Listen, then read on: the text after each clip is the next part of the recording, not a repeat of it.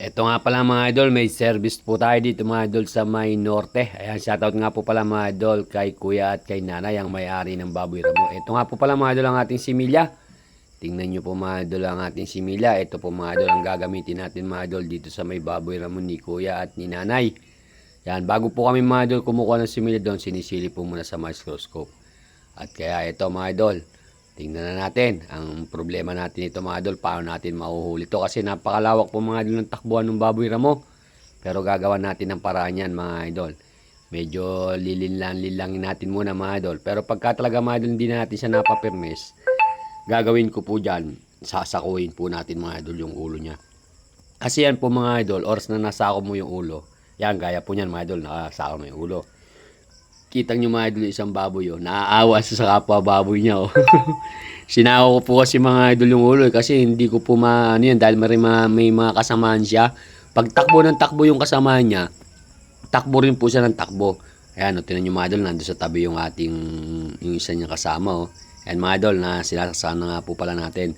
Ganyan po mga idol ang diskarte sa Baboy Ramo pag naglalandi. Lalo na pag kami kasamahan. Pero yan naman po mga idol, mapapansin nyo yan mga idol pag naglalandi. Mamamaga po yung ari niyan. Mga 3 araw na mamamaga. Tapos yung ika-4 na araw niya, pag impis ng konti, yon hit na po yon. Kung sakasakali man mga idol na mailap siya, sa una lang po yan. Ang gagawin nyo po dyan mga idol, pilitin nyo siyang isako yung ulo. Pag nasako nyo po yung ulo mga idol, madali na lang yan. Ayan o, pipirmis na yan. O. Kaya po mga idol nakatapak ako para piling niya. Tsaka po mga idol yung naglalanding Baboy Ramo, ang gagawin po niyan pag kami mga kasamahan, sasampahin niya ng sasampahin. Ganyan po mga idol ang isang sistema ng paglalandi ng Baboy Ramo. Kaya sa lahat ng mga may Baboy Ramo, shoutout po sa inyo at sa lahat ng mga may baboy. Ayan mga idol, oh, ganun lang kasimple mga idol. Medyo pinutol-putol na natin yung video natin para hindi po kayo mainip. Oras na nayari na mga idol. Tinanggal na po natin yung sako. Ganun lang po mga idol kasimple sa paglalandi ng Baboy Ramo.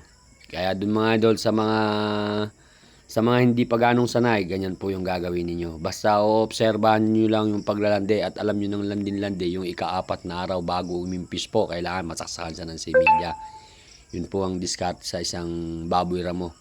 Kasi ano po yan wild yan talaga mga idol. Takbo ng takbo yan, lalo ng pagka may kasamahan. Kaya yan po yung naging discard natin, sinako natin. Ang nilagay nga po pala natin dyan mga idol ay large white. Para naman mga idol makross siya. Kasi po ito mga idol, mistisoy na to. Medyo crossbreed na yan. Kasi po, pungod po yung uso niya. Kasi pagka purong Baboy Ramo, matulis na matulis yung uso. Tsaka ito, medyo malaki na to. Lumalaga nga po pala mga idol yung sinaksakan natin dito. Kala kuya kay nanay dito po sa may norte. Bayan ng Cabiao mga idol. Kaya sa lahat ng mga may baboy dyan mga idol, mga Baboy Ramo, mga imported, ayan, paki-PM nyo lang po ako at seservisan po natin. Yun nga lang po mga idol, medyo hapon na rin ako nagseservice kasi mga idol sa Bulacan pa po tayo kumukuha ng similya dun po sa kinukuhanan. Shoutout nga po pala mga idol kay Bossing dun sa kinukuhanan natin ng similya.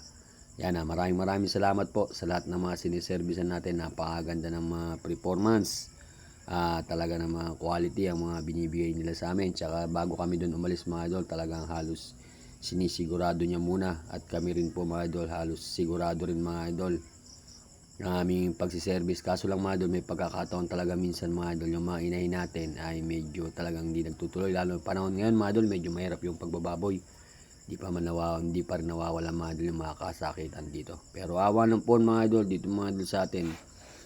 Talaga meron naman pa isa-isa, dalawa. Gaya po ito ni kuya at ni nanay, may 3 po siyang Baboy Ramo. Kaya kahit pa paano mga idol, nakakaraos tayo. Basta po mga idol, si Joboy AI Idol, Artificial Insemination.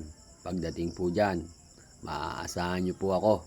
Ayan, shoutout po at maraming salamat po, Joboy AI Idol. Po yan, paano po ba yan, kuya? Ibig sabihin nabili nyo po, ganyan na sa lalaki o palaki nyo lang? Maliliit lang. Maliliit pa. Pinaliliit na. 3-5 isang kuling. Po. Napalaki na namin.